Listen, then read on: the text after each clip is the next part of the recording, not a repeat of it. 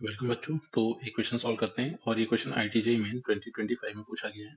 Question की statement है, if in the expansion of 1 plus x to the power p times 1 minus x to the power q the coefficient of x and x square are 1 and minus 2 respectively, then p square plus q square is equal to। तो सबसे पहला काम तो ये कर लेते हैं कि इस एक्सपेंशन को थोड़ा मल्टीप्लाई करके लिखते हैं। तो ये जो 1 plus x पावर p है, तो 1 plus x पावर p को लिखा जा सकता है 1 plus nx that is px, फिर नेक्स्ट मिलेगा p p minus one by two factorial और फिर एक्स स्क्वायर, और इस एक्सपेंशन को यहीं पर रोक देते हैं। Similarly 1 minus x power q, इसके एक्सपेंशन को लिख लेते हैं तो मिलेगा 1 माइनस क्यू एक्स, फिर plus q q minus one by two factorial, और ये बन गया है एक्स स्क्वायर, फिर minus up to and so on. अब इन दोनों का प्रोडक्ट में x एंड एक्स स्क्वायर का कोफिशिएंट देख लेते हैं। तो सबसे पहले तो कोफिशिएंट ऑफ x, तो x के क्वेश्चन को कुछ ऐसे देखा कि x किस तरह से जनरेट होगा। तो x तब जनरेट होगा जब इस px का इस 1 से मल्टीप्लाई हो। तो यहाँ से मिल गया है px, और x को अगर कॉमन कर ले जाए, इनफैक्ट कोफिशिएंट ऑफ x लिख रहे हैं तो सिर्फ और सिर्फ जो कोफिशिएंट मिलेंगे उन्हीं को लिस्ट करते हुए चल रहे हैं। तो पहला x तब मिलेगा जब इस px का इस 1 से मल्टीप्लाई हो। सिमिलरली इस qx का इस 1 से मल्टीप्लाई हो, तो ये बन गया है माइनस का q, और इसके अदरवाइज कहीं से भी x का टर्म जनरेट नहीं हो रहा होगा। तो इस तरह से कोफिशिएंट ऑफ x मिला p माइनस क्यू, एंड इसकी वैल्यू दी गई है 1। इसका नाम रख देते हैं इक्वेशन नंबर 1। फिर चाहिए कोफिशिएंट ऑफ एक्स स्क्वायर। तो अब इन दोनों के प्रोडक्ट से एक्स स्क्वायर का कोफिशिएंट तब जनरेट होगा जब इसका 1 से मल्टीप्लाई हो। तो जब 1 से मल्टीप्लाई हुआ तो मिला p p माइनस वन, और डिनोमिनेटर में 2 फैक्टोरियल था उसको 2 लिख दिया।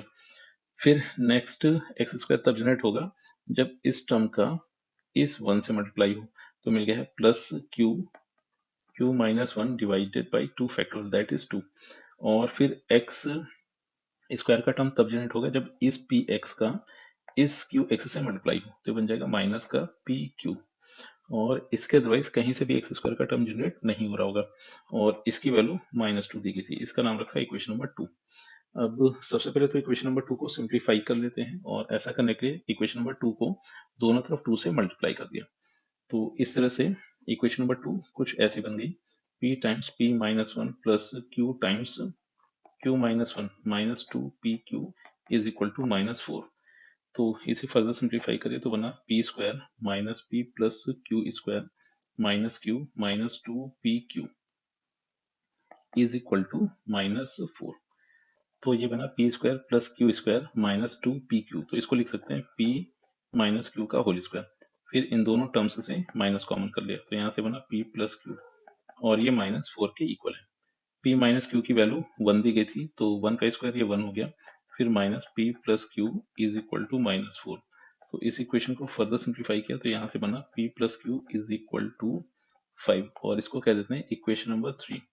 अब इक्वेशन नंबर 1 एंड 3, इन दोनों को सॉल्व करके p एंड q की वैल्यूज इवेलुएट की जा सकती है। तो सबसे पहले तो इन दोनों इक्वेशंस को ऐड कर देते हैं। तो ऐड करने से q कैंसिल हो गया, लेफ्ट हैंड साइड पर मिला 2p और राइट हैंड साइड पर 6।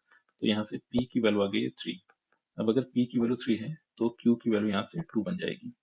तो इस तरह से p एंड q की वैल्यूज आ गई है। अपने को चाहिए था p square plus q square.